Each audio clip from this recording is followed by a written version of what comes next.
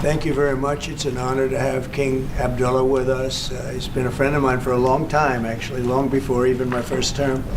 And we've had a great relationship. He's a great gentleman, a great leader, and does a fantastic job in his country. His son, we're lucky enough to have his handsome son with us today, so it's good to see you again. We've had some quick discussions just now, and we're going to have some longer discussions after this.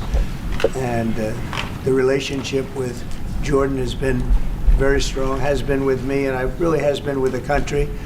But I think I've been closer than other presidents to Jordan and what Jordan represents. And it's an honor to have you and your son with us today. And if you'd like to say a few words, and thank you very much. Mr. President, thank you very much for having us, and so short after your inauguration, I think just as a testament to what you said is a special relationship between our two countries and the personal relationship of friendship and trust between the two of us.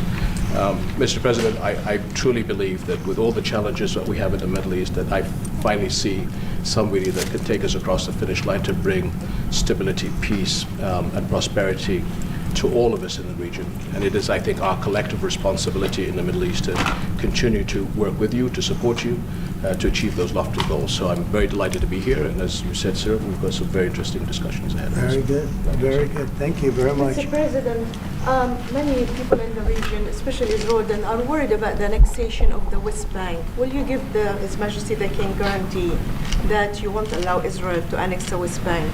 And how are you going to? I think that's going to work out very well. That's not really what we're talking about today. I think that's something that's going to work out automatically, and it's in good shape. And we discuss it, and other people have discussed it with us and with me. That's going to work out. West Bank is going to work out very well. Mr. President, why should the King take in the Palestinian people? He's made clear he doesn't want to. Well, I don't know, but he may have just something to say, because we discussed just briefly. I think maybe you want to say it now, or? Well, Mr. President, I think we have to keep in mind that there is a plan from Egypt and the Arab countries. We're being invited by Mohammed bin Salman to discussions in Riyadh. I think the point is how do we make this work in a way that is good for everybody? Right. Obviously, we have to look at the best interests of the United States, of the people in the region, especially to my people of Jordan. And we're going to have some interesting discussions today. I think one of the things that we can do right away is take 2,000 children that are either cancer children or in very ill state to Jordan as quickly as possible, and then wait for, I think, the Egyptians to present their plan on how we can work with the president to work on Gaza challenges. So I want to tell you that, excuse me, wait, just please. I didn't know that, what you just said, 2,000 children with cancer or other problems, and that's really a beautiful gesture. That's really good, and we appreciate it. And we'll be working on the rest with Egypt. I think you're going to see some great progress. I think with Jordan, you're going to see some great progress. Three of us, and we'll have some others helping, and we're going to have some others at a very high level helping, and the whole thing will come. It's not a complex thing to do. And with the United States being in control of that piece of land, a fairly large piece of land, you're going to have stability in the Middle East for the first time. And the Palestinians, or the people that live now in Gaza, will be living beautifully in another location. They're going to be living safely. They're not going to be killed, murdered, and having to leave every 10 years, because I've been watching this for so many years. It's nothing but trouble. Everyone's being killed. They're being robbed. It's like living in hell. And they're going to end up having a great home, great families that don't have to get mugged and killed and beaten up and harassed by Hamas and everybody else. And I know we'll be able to work something. And what you just said about the 2,000 is fantastic. It's so beautiful. It's music to my ears. But we're going to be able to work something, and I know we'll be able to work something also with I believe, not 100%, but 99%, we're going to work out something with Egypt. But Mr. President, during your election campaign, Mr. President, how is the U.S. going to own Gaza? Your White House has made clear taxpayer dollars won't be used for this. So no, what money are you going to use to buy Gaza? We're not going to buy anything. We're going to have it, and we're going to keep it, and we're going to make sure that there's going to be peace and there's not going to be any problem, and nobody's going to question it. And we're going to run it very properly, and eventually we'll have economic development at a very large scale, maybe the largest scale on that site. And we'll have lots of good things built there, including hotels and office buildings and housing and other things. And we'll make that site into what it should be. And the people from Gaza who wouldn't be able to be there for years, because you're talking about just to get it and prepare it and to take care of all of the problems that currently it has, as you know, tunnels, and people are in those tunnels, and you have some good people and some bad people, and you may have hostages right now. You know, you have the hostages possibly there. They don't know where they are. And, you know, I have a Saturday deadline, and I don't think they're going to make the deadline personally. I think they want to play tough guy, but we'll see how tough they are. But it's going to be a wonderful thing. It's going to be wonderful for the Middle East. I think it'll turn the Middle East. I think you're going to have peace in the Middle East. You're going to eventually have peace in the Middle East. Couldn't this deadline risk undermining the talks that you're having with the king today, and risk the kind of wider peace that you're trying to? Because we're not talking about a big situation. We're talking about something that can go very quickly. We're talking about it's going to go quickly. It's not going to take a long time, okay? That's not going to take a long time. You know bullies? You know what a bully is, right? You know the bully, I've always, and I found it throughout my life, a bully is the weakest person. And they're bullies. Hamas is bullies. The weakest people are bullies. You know that, right? All right, go ahead. Mr. President, you were saying that Palestinians will live somewhere else safe. Where exactly do you want them to live? Well, it's not where I want them to live. It's going to be where we ultimately choose as a group. And I believe we'll have a parcel of land in Jordan. I believe we'll have a parcel of land in Egypt. We may have someplace else, but I think when we finish our talks, we'll have a place where they're going to live very happily and very safely. And, you know, don't forget, they only want to be on the Gaza Strip because they don't know anything else. They never had an alternative. And they don't want to be on the Gaza Strip, but they have no choice. They have to be. And they're being killed there at levels that nobody's ever seen. No place in the world is as dangerous as the Gaza Strip. They don't want to be there. They have no alternative. When they have no alternative, not one person will want to stay where they are. Nobody wants to stay there. They're living in hell. It's a death trap. Mr. President, how do you know that the Palestinians don't want to leave their land? Some people say this is ethnic cleansing. You won't be able to force them to leave their land. We're moving them to a beautiful location where they have new homes, where they can live safely, where they'll have doctors and medical and all of those things, and I think it's going to be great. Yeah, any questions? King Abdullah, what do you think about the U.S. taking over the Gaza Strip? Do you want to see the U.S. own the Gaza Strip?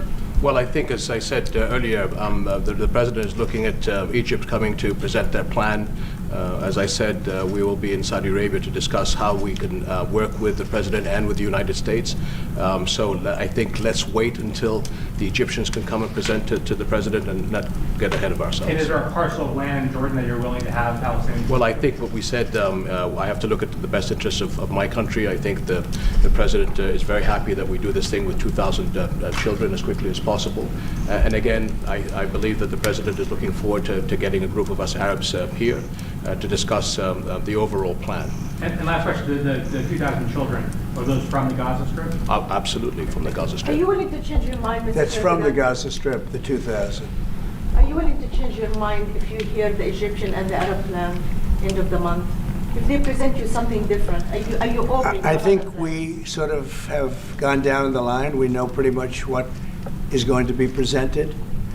And I think it's going to be something that's going to be magnificent for the Palestinians. They're going to be in love with it. I did very well with real estate. I can tell you about real estate. They're going to be in love with it. But Mr. President, does it concern you that moving 2 million people from there? It's a very small number of people relative to other things that have taken place over the decades and centuries. It's a very small number of people. And they're living a terrible life. Look at the way they're living now. Nobody's living like that in the entire world. They're living under buildings that are mostly fallen down and will continue to fall down.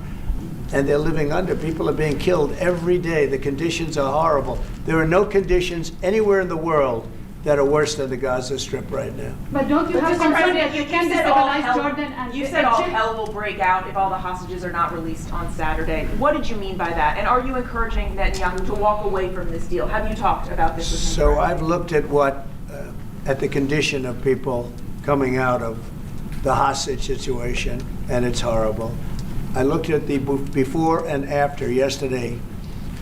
3 young men. One is dead now, as you know, the older gentleman who died, which everybody said he was alive and well. He's dead. But the 3 young men, and I looked at them from a short while ago, and I looked at them now. They're emaciated. They look like Holocaust survivors. They looked. I mean, they'll get better, but they're in rough shape. They were treated really badly, and we've heard things from them since. And I think the reason that Hamas is playing so cute is because they saw the reaction to these 3 people that came out, and the other ones. Look, the one young lady had her hand blown off practically, and they were not in great shape either. But she's missing her fingers and a big part of her hand. You know what she did? She was stopping a bullet that was aimed at her. She went like that, then it blew off her hand. Now, I think I think they want time, because I think the people that they have living are in such bad shape, because they're sending the most healthy people out because they don't want to send the least healthy people out. And there was an uproar when they saw the people from yesterday. So these people so I don't want to do 2 and then we do another 2 in another week and then we do 4 in 3 weeks. No. They either have them out by Saturday at 12 o'clock or all bets are off.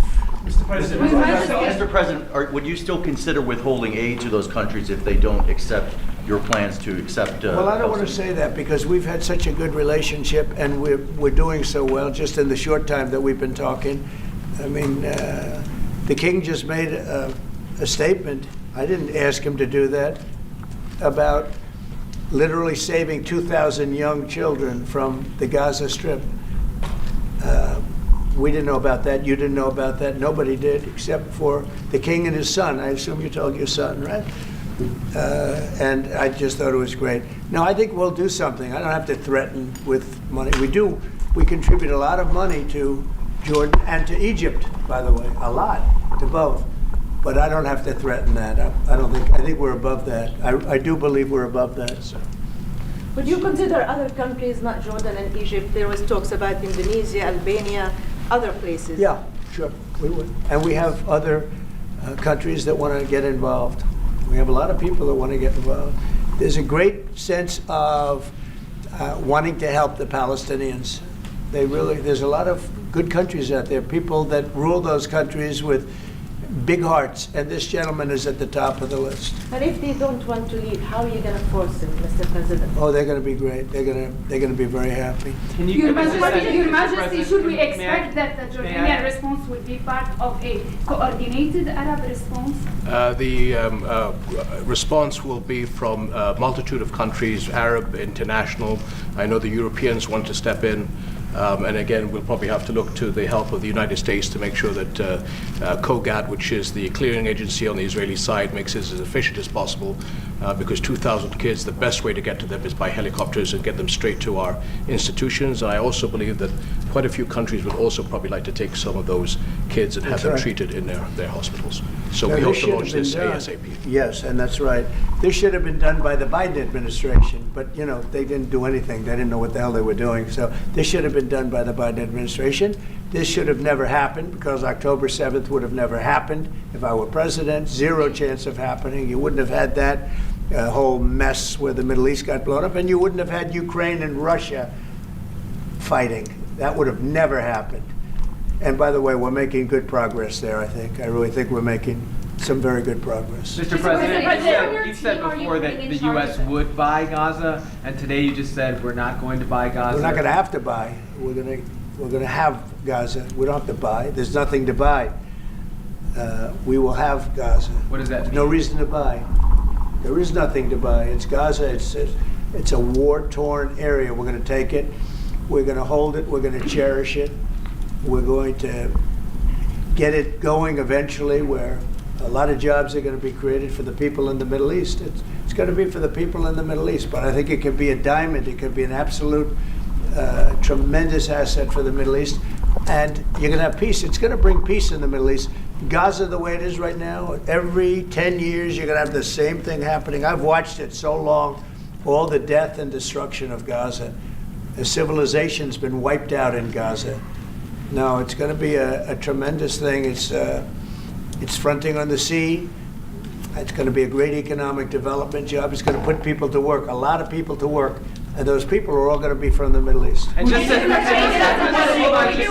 follow up with one on that for King Abdullah, can you clarify again, sir, how do you feel about the U.S. taking Gaza, as the president said? Well, again, this is something that we, as Arabs, will be coming to the United States with something that we're going to talk about later to discuss all these options. And Mr. President, take it under what authority? It is sovereign territory. Under the U.S. authority. And Mr. President, would you seek to personally develop property in Gaza after this? No. I've had a great career in real estate. I don't. You know, when you've done what I've done in the last number of years, including the 4 years that we should have been doing something else, frankly, because people see that now for sure. But when you've done what I've done, you can just do more good for people when you're president. When you're president, we can do things. This is all things that should have been done, but actually things that shouldn't have had to be done. Gaza, absolutely, it would have been so great if the Biden administration would have started this. But actually, in all fairness to them, they should have never let it happen. It did happen, and because of the fact that they let this happen, this catastrophe of October 7th, something like this becomes practical and very real, meaning the development and all of the things that I've talked about with respect to the Gaza Strip. If you didn't have the October 7th catastrophe, and it was a horrible catastrophe, then probably you wouldn't be talking about that. But the only thing I can say is this is going to bring stability and peace to the Middle East. And ultimately, when it's developed, which will be in quite a while from now, because we want to let things calm down. But when it's developed, it's going to bring tremendous numbers of jobs to the Middle East, including the people of your country. Mr. President, what if it does not bring peace to the Middle East? There are many Palestinians, even though you say that everything is going to be beautiful, everything is going to be lovely, they're not going to want to go back. There are going to be people who want to go back and feel like that it is their right to do that. You haven't said, will there be any type of repercussions or anything that happens? We don't think that's going to happen. We think people are going to be very happy, thrilled. A lot of those people that you're talking about are going to end up maybe living there and maybe working there, but it'll be in a different form.